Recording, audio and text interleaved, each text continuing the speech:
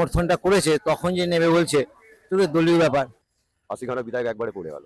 এইভাবে সরকার একবার ভেবেছিল কংগ্রেসে আমলে ইন্দিরা করে তবেই বেশি চুরি করে, আর কাজ যারা না করে ঠুটো জগন্নাথ হয়ে বসে থাকে তারা শুধু চোর ডাকাত। সেটা তো ওদের ব্যাপার, দলের ব্যাপার। এখন বিজেপি ও নেবে কিনা এটা হচ্ছে ব্যাপার। বিজেপি তো বলেছিল যে আমরা নেব না, যখন সমর্থনটা করেছে তখন যে নেবে বলছে তো দলীয় ব্যাপার, এটাকে বলার নেই। আমরা দেখতে পাচ্ছি তৃণমূল কংগ্রেস যখন শাসক দল ছিল তখন নেতা মন্ত্রী বা যাদের কথাই আপনি বলুন না কেন, বিভিন্ন ফিল্ম স্টার থেকে আরম্ভ করে যারা তৃণমূল কংগ্রেসের সঙ্গে জড়িত ছিল তারা মমতা বন্দ্যোপাধ্যায়ের পাশে ছিল। আজকে দলের পতনের পরে বা দল যখন খাদের মুখে দাঁড়িয়ে তখন তাদের আর খুঁজে পাওয়া যাচ্ছে না। তা সাধারণ মানুষ হিসাবে আপনি কি এটার ব্যাপারে বলতে চান? এদেরকে টিকিট দেওয়া উচিত হয়নি, যারা ফিল্ম স্টার টিকিট দেওয়া উচিত হয়নি, যাদের মানে রাজনৈতিক ব্যক্তিত্ব যারা তাদেরই টিকিট দেওয়া উচিত ছিল একমাত্র। সম্পর্কে আপনার কি বক্তব্য? আমার বক্তব্য হচ্ছে এনারা যা পার্টির সাথে করেছে সব গদ্দারি করেছে, নিজে বাঁচার জন্য, পিঠ বাঁচাবার জন্য বিজেপিতে গেছে। আর কিছু বলার নেই আমার। তা যদি পিঠ বাঁচানোর জন্যই বিজেপিতে গিয়ে থাকে তাহলে কি মানুষ কি আবার তাদের সুযোগ দেবে? আপনার কি মনে হয়? আশা করি দিদি যা কাজ করেছে দিদিকে সুযোগ একবার দেওয়া উচিত। এটা তো জোর দখল করে সব নিয়েছে এরা, এরপর আর কিছু বলার নেই। আর সব ভয়েতে চলে গেছে, কর্পোরেশন ভেঙে গেছে, বিধানসভা ৬২ জন চলে গেছে। এটা তো আগে থেকে এরা সব কোট আপ করেছিল যে আমরা যাব, তুমি রেডি থাকো। এইভাবে চলে গেল। না তো একটা সরকার এক বাইক পড়ে যায়, ৮০খানা বিধায়ক পড়ে যায়, ৮০খানা বিধায়ক একবারে পড়ে গেল। এইভাবে সরকার একবার ভেবেছিল কংগ্রেসে আমলে ইন্দিরা গান্ধীর আমলে, এইভাবে ইন্দিরা গান্ধীকে ঠেলে ফেলে দিয়েছিল। ৮০টা যার বিধায়ক থাকে তাকে এইভাবে বিরোধী দল তো টাইট হবে, বিরোধী দল টাইট করেছে।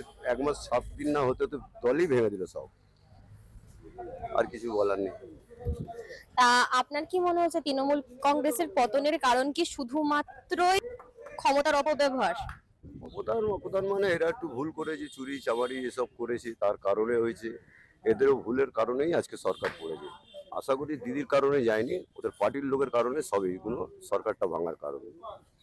সম্প্রতি আমরা দেখতে পাচ্ছি তৃণমূল কংগ্রেসের কিছু সংসদ যারা তৃণমূল থেকে বেরিয়ে এনসিপিআই পার্টিতে যোগদান করে বিজেপির মন্ত্রিসভায় সংসদ হতে বা মন্ত্রী হতে চাইছেন। তা এই ব্যাপারে সাধারণ মানুষ হিসাবে আপনার কি বক্তব্য? আমার সাধারণ মানুষ হিসাবে বক্তব্য এটাই যে যে কোনো পার্টি যখনই যেইভাবেই আসুক না কেন, সে তার একটা নির্দিষ্ট কাজের মধ্যে দিয়েই আসবে, সে তার নিজের কাজ করবেই। আর যারা আগের পার্টি ছিল তারাও যখনই সুযোগ পাবে তারাও সেই কাজের মধ্যে দিয়েই ঢুকবে। এই হিসাবে আমি যদি চোর ডাকাত এইসব বলে উদাহরণ দিই তাহলে কিন্তু খারাপ লাগবে। তবু আমি বলে দিচ্ছি, চোরকে তাড়িয়ে যদি ডাকাতকেও আনা হয় সেই ডাকাতের দলে চোররা আবার ভিড়বে। হ্যাঁ, এতে কোনো অস্বাভাবিক কিছু নেই। কাজের মানুষ যারা, তারা সারা জীবন কাজ করেই যাবে। আর যারা অকাজের মানুষ তারা কাজ করবে না। যারা চুরি করে, ডাকাতি করে, যাই করুক, তারা যদি কাজের মানুষ হয় তবে আমি তাদেরকেই সেলাম করি। কাজের মানুষ সাধারণত আমি দেখেছি যে যত কাজ করে সে তত চুরি করে, সে যেই পার্টিই হোক, সে যতই ধোয়া তুলসী পাতা পার্টি হোক, যদি বেশি কাজ করে তবেই বেশি চুরি করে। আর কাজ যারা না করে ঠুটো জগন্নাথ হয়ে বসে থাকে তারা শুধু চোর ডাকাত এসব নিয়েই চলতে থাকে। সেখানে যে কোনো মানুষই যেই দলেই যাক না কেন, যদি সে কাজ করে তবে স্বাগত।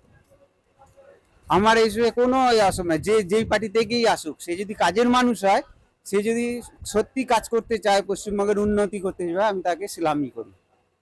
আমি এই পার্টি থেকে এসছি বলে তৃণমূল ছিল চোর, ওরা ডাকাতে কেন ঢুকলো, হ্যাঁ অন্য পার্টিরা সাধু, এসব না। সাধু মানুষ হয়েও দরকার নেই যদি কাজ না জানে। কাজ করতে যে পারবে সেটাই হচ্ছে আমার কাছে স্বাগত। সে যেই চুরি করুক। আজকে যেরকম এই যে এখানে ইয়েতে সুদীপ বন্দ্যোপাধ্যায় এরা ঢুকেছে, এরা নিশ্চয়ই কাজের মানুষ, এরা কাজ ছাড়া থাকতে পারে না, ওই জন্য ঢুকেছি। এসব আমার কোন মানে অসুবিধা নেই। আমার তো মনে যে কেউ ঢুকতে পারে, ওতে কোনো প্রবলেম নেই। এই পার্টি থেকে ওই পার্টি যাক, ওই পার্টি থেকে পার্টির লোক, সব শুধু এরকম শুধু চেঞ্জ হয়, খানিকটা নীতিটা পাল্টায়, আর কিছুই হয় না। ধন্যবাদ।